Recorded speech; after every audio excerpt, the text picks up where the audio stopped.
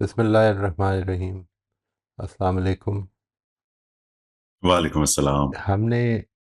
Last session میں یہ دیکھا تھا کہ قرآن مجید اس آزمائش کے حوالے سے ہمیں کیا بتاتا ہے۔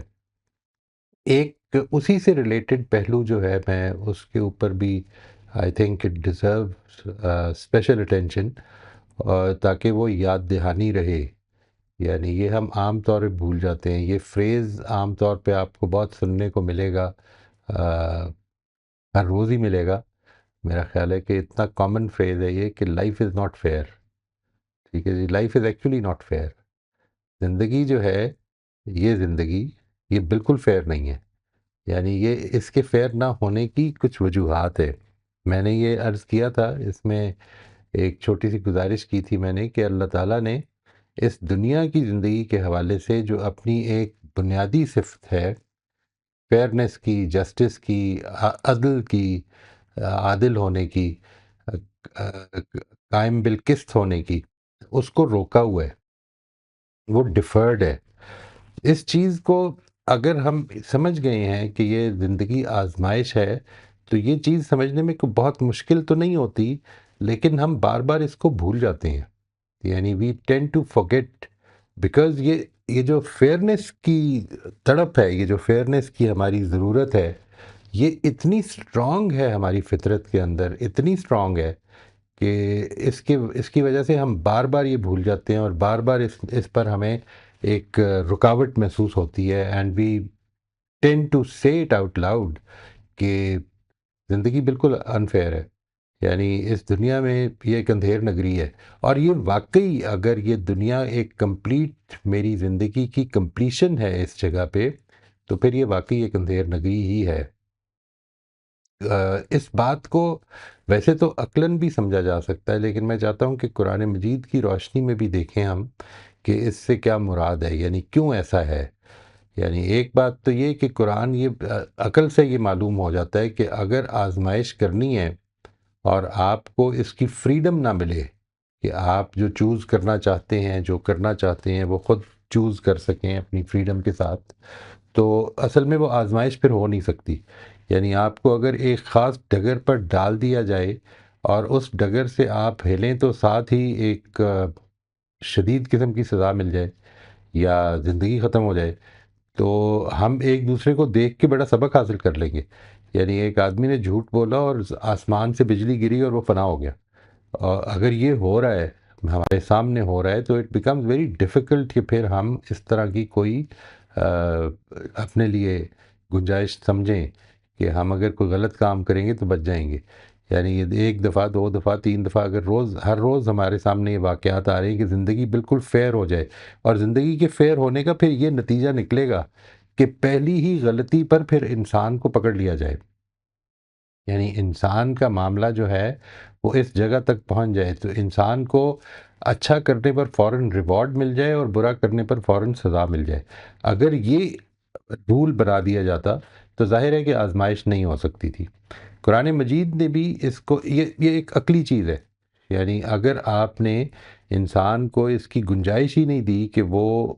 آزادی کے ساتھ چوز کر سکے، تو پھر آزمائش نہیں ہو سکتی تھی۔ پھر تو اللہ تعالیٰ نے جو کہہ دیا، جس طرح سے باقی سارا جسم ہمارا،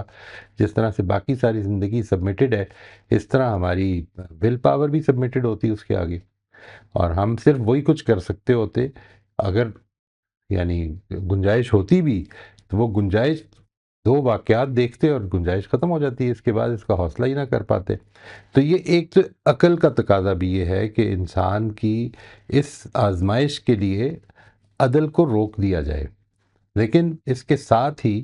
قرآن مجید نے اس کو بالکل وضاحت سے بیان بھی کیا ہے، اور اس کی کچھ ریپرکشن بھی بیان کی ہیں۔ میں وہ چاہتا ہوں کہ وہ میں آج آپ کے ساتھ شیئر کروں۔ مطلب یہ ہے کہ زندگی فیئر نہیں ہے، زندگی یہ دنیا کی زندگی یہ فیئرنس کے اصول پر نہیں بنی ہوئی ہے۔ کیوں نہیں بنی ہوئی ہے؟ کیونکہ یہ آزمائش ہے۔ اب میں یہ چاہتا ہوں کہ اس حوالے سے آپ قرآن مجید کی چند چیزیں جو میں آپ کے ساتھ شیئر کر رہا ہوں ان کو نوٹ کر لیں۔ سب سے پہلی چیز قرآن مجید یہ بتاتا ہے، یہ سورہ فاطر میں ہے جی، سورہ فاطر 35ویں سورہ، اس کی 45ویں آیت، کہ وَلَوْ يُؤَاخِذُ اللَّهُ النَّاسَ بِمَا كَسَبُوا مَا تَرَكَ عَلَى ظَهْرِهَا مِن دَابَّةٍ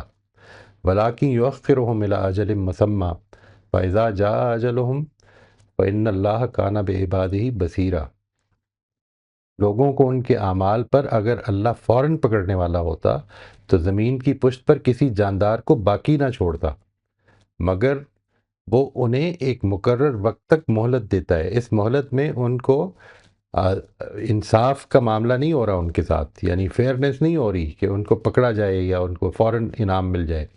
پھر جب ان کی مدت پوری ہو جاتی ہے تو لازماً پکڑتا ہے، اس لیے کہ اللہ اپنے بندوں کو دیکھنے والا ہے۔ اس کے بعد ایک اور جگہ پہ یہ فرمایا کہ وَرَبُّكَ الْغَفُورُ ذُو الرَّحْمَةِ، کہ تمہارا پروردگار، حقیقت یہ ہے کہ تمہارا پروردگار بڑا درگزر کرنے والا اور رحم فرمانے والا ہے۔ لَوْ يُؤَاخِذُهُم بِمَا كَسَبُوا لَأَجَّلَ لَهُمُ الْعَذَابَ بَل لَّهُم مَّوْعِدٌ لَّن يَجِدُوا مِن دُونِهِ مَوْعِلًا۔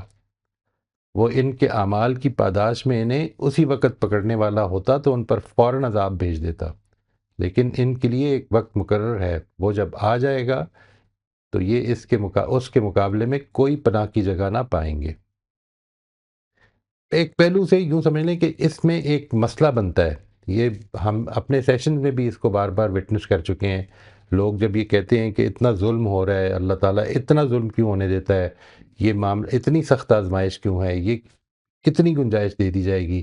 تو اس کو بھی واضح کر دیا کہ یہ معاملہ جو ہے یہ نہ سمجھا جائے، یا یہ پیغمبر صلی اللہ علیہ وسلم کو خطاب کر کے کہا جا رہا ہے، یہ نہ سمجھا جائے کہ یہ معاملہ جو ہے یہ اسی طرح رہ جائے گا۔ وَلَا تَحْسَبَنَّ اللَّهَ غَافِلًا عَمَّا يَعْمَلُ الظَّالِمُونَ، یہ ظالم جو کچھ کر رہے ہیں تم خدا کو اس سے ہرگز غافل نہ سمجھو اے پیغمبر۔ انما یؤخرہم لیوم تشخص فیہ الابصار، وہ انہیں اس دن کے لیے ٹال رہا ہے جس میں نگاہیں پٹی کی پٹی رہ جائیں گی، یعنی خوف سے انسان اس دن اپنے اعمال کا جب حساب اس کو سامنا کرنا پڑے گا تو خوف سے بس دیکھتا ہی رہ جائے گا، یعنی he would have nowhere to run۔ اس کے بعد اسی چیز کو کفار کے حوالے سے بھی بیان کیا کہ یہ جو کافر لوگ ہیں، یہ جو انکار کرنے والے ہیں، یہ جو ان کو ڈھیل ملی ہوئی ہے، اس سے غلط فہمی میں مبتلا نہ ہو۔ یہ کہا کہ وَلَا يَحْسَبَنَّ الَّذِينَ كَفَرُوا إِنَّمَا نُمْلِي لَهُمْ خَيْرٌ لِأَنفُسِهِمْ، یہ ڈھیل جو ہم ان کو دے رہے ہیں اس کو یہ منکر اپنے حق میں ہرگز کوئی بہتری کی چیز نہ سمجھیں، انہیں معلوم ہونا چاہیے انما نملی لہم لیزدادوا اسما ولہم عذاب مہین، انہیں معلوم ہونا چاہیے کہ ان کو یہ ڈھیل ہم صرف اس لیے دے رہے ہیں کہ اپنے گناہوں میں کچھ اور اضافہ کر لیں، اس کے بعد انہیں ہمارے ہی پاس آنا ہے اور وہاں ایک سخت ذلیل کر دینے والی سزا ان کی منتظر ہے۔ اور یہی جو گنجائش دی جاتی ہے، یہ جو رسپائٹ دی جاتی ہے، اس کا ایک دوسرا ایسپیکٹ جو ہے وہ یہ ہوتا ہے کہ انسان کو یہ موقع مل جائے کہ اگر وہ سمجھ جائے، یعنی بڑی غلطیاں کر دی زندگی میں، بہت کچھ کر دیا، اگر وہ یہ سمجھ جائے کہ میں نے اب اللہ کے حضور پیش ہونا ہے اور میرے پاس کوئی بچنے کا ٹھکانہ نہیں ہوگا، تو وہ اس مہلت سے فائدہ اٹھاتے ہوئے معافی مانگ لے۔ تو اس کو بھی قرآن مجید نے یہ کہا کہ کل یا عبادی الذین اسرفوا، قل یا عبادی الذین اسرفوا علی انفسہم لا تقنطوا من رحمت اللہ ان اللہ یغفر الذنوب جمیعا۔ بڑی سٹرانگ آیت ہے جی، یہ سچی بات ہے۔ ان سے کہہ دو میرے بندو جنہوں نے میرے شریک ٹھہرا کر اپنی جانوں پر زیادتی کی ہے، یعنی اتنا بڑا جس کو سب سے بڑا جرم قرار دیا گیا ہے، قرآن مجید نے جس کو سب سے بڑا جرم قرار دیا ہے، اس کے بارے میں یہ کہا جا رہا ہے کہ جنہوں نے میرے شریک ٹھہرا کر اپنی جانوں پر زیادتی کی ہے، لا تقنطوا من رحمت اللہ ان اللہ یغفر الذنوب جمیعا، اللہ کی رحمت سے مایوس نہ ہو، اللہ تمام گناہوں کو بخش دے گا۔ انہ هو الغفور الرحیم، اور پھر یہ کہا کہ وَأَنِيبُوا إِلَىٰ رَبِّكُمْ وَأَسْلِمُوا لَهُ مِن قَبْلِ أَن يَأْتِيَكُمُ الْعَذَابُ ثُمَّ لَا تُنصَرُونَ۔ اللہ تمام گناہوں کو بخش دے گا، اس میں کچھ شک نہیں کہ وہ بڑا ہی بخشنے والا اور اس کی شفقت ابدی ہے۔ تم اپنے پروردگار کی طرف رجوع کرو اور اس کے فرما بردار بن جاؤ اس سے پہلے کہ تم پر اس کا عذاب آ جائے، پھر تمہاری کوئی مدد نہیں کی جائے گی۔ یہ قرآن مجید نے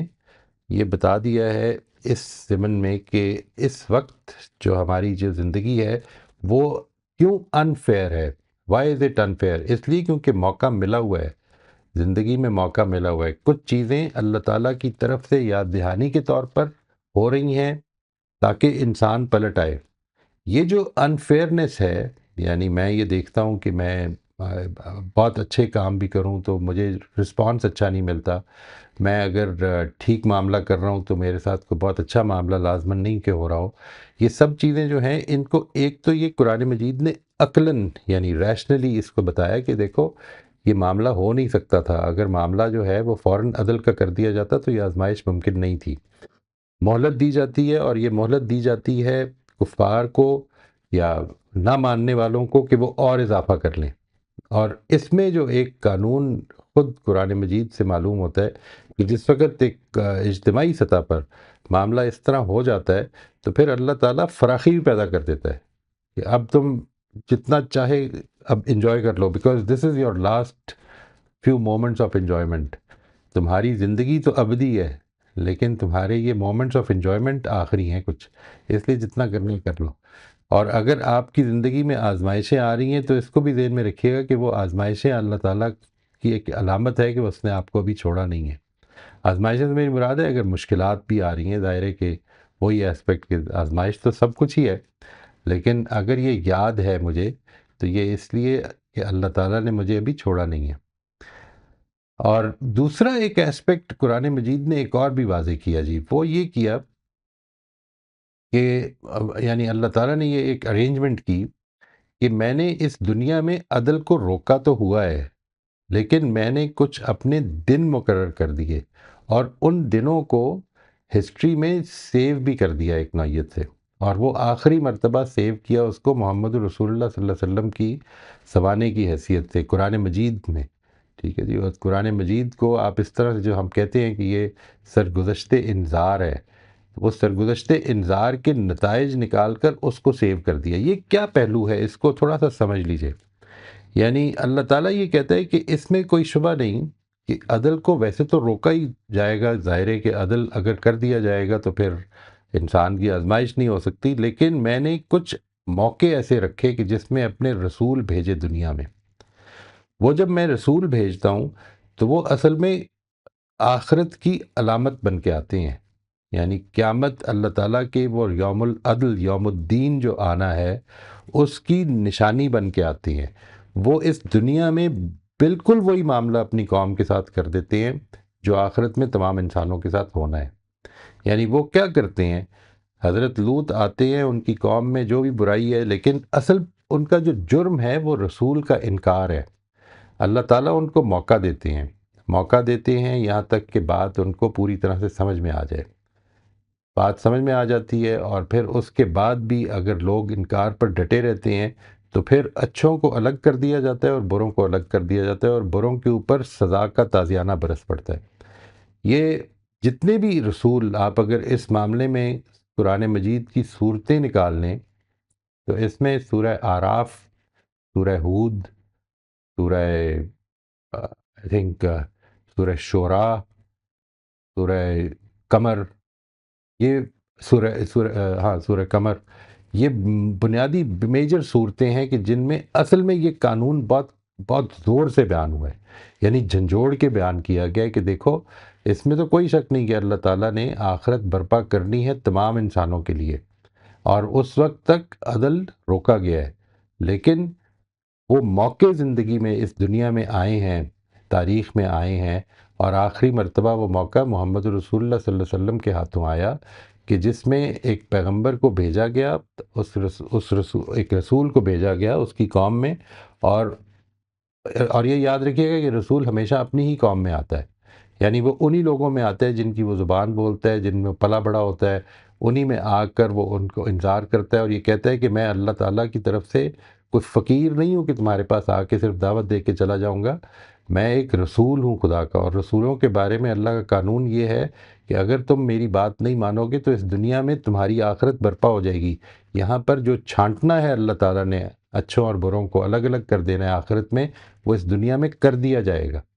قرآن مجید اصل میں اسی چیز کا ریکارڈ ہے جی۔ اس میں مختلف صورتیں ہوتی ہیں، میں اس کی تفصیل میں نہیں جا رہا ہوں۔ میرا خیال ہے کہ یہ بات کہ قرآن نے جس طرح سے اس کو پریزنٹ کیا ہے،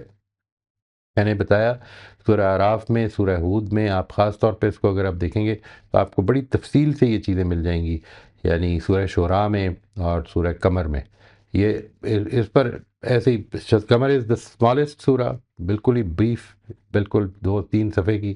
ہے، اس کو آپ اگر ایک نظر ڈالیں گے تو آپ پتہ چل جائے گا کہ what does the Quran mean over here. اور اس ضمن میں اس موقع پر کہ جس وقت بالکل نبی صلی اللہ علیہ وسلم آلموسٹ تنے تنہا کھڑے ہیں، اس وقت یہ وارننگ دے دی گئی ہے کہ تمہارے ساتھ بھی یہی معاملہ ہوگا۔ یعنی قریش کے لوگوں کی اوپر اب تلوار لٹک رہی ہے خدا کے عدل کی، وہ عدل جو کہ دنیا میں عام طور پر ڈیفرڈ ہے، وہ عدل اب اس موقع پر نمودار ہو جانا ہے، آخری درجے پر نمودار ہو جانا ہے۔ تمہاری وہ سزا جو آخرت میں آنی ہے وہ اس دنیا میں آ جائے گی۔ تو یہ دو ایسپیکٹ سے قرآن اس کو واضح کرتا ہے، ایک تو اس کا ریشنل ایسپیکٹ ہے کہ عدل کیوں روک لیا گیا، اور ایک دوسرا اس کا ایک ہسٹوریکل پرسپیکٹیو ہے کہ اللہ تعالیٰ نے کچھ موقع ایسے رکھے، کہا یہ جاتا ہے، یعنی بعض روایتوں میں آتا ہے کہ 313 پیغمبر رسول آئے تھے، نبیوں میں سے جو رسول تھے وہ 313 ان کی تعداد تھی۔ تو آپ یہ سمجھ لیں کہ یہ 313 مرتبہ ان میں سے ایک واقعہ ایسا ہے کہ جس میں قوم پوری کی پوری ایمان لے آتی ہے، حضرت یونس کا جو واقعہ ہے،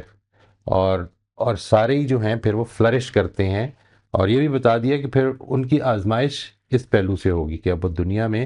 فلرش کریں گے، ان کو ان کے حالات میں فراخی دی جائے گی، اس لیے ان کے وہ مان لیا۔ یعنی وہی معاملہ جو آخرت میں ہو رہا ہے، ہونا ہے پوری انسانیت کے ساتھ، وہ اس دنیا میں کر کے دکھا دیا جاتا ہے، اور اس کا ریکارڈ آس پاس کی بستیوں کے لیے بھی، اور پھر ہمارے ساتھ جب معاملہ ہوا تو قرآن مجید کی صورت میں ہمیشہ کے لیے اس کو سیو کر دیا گیا۔ تو یہ عدل کے روکنے کا جواب ہے، یعنی life is unfair, yes life is unfair, because life is not based on an active attribute of God's justice. اس وجہ سے اس چیز کے بارے میں ہمیشہ ذہن میں رکھتے ہوئے اس چیز کو اپروچ کرنا ہے آپ نے،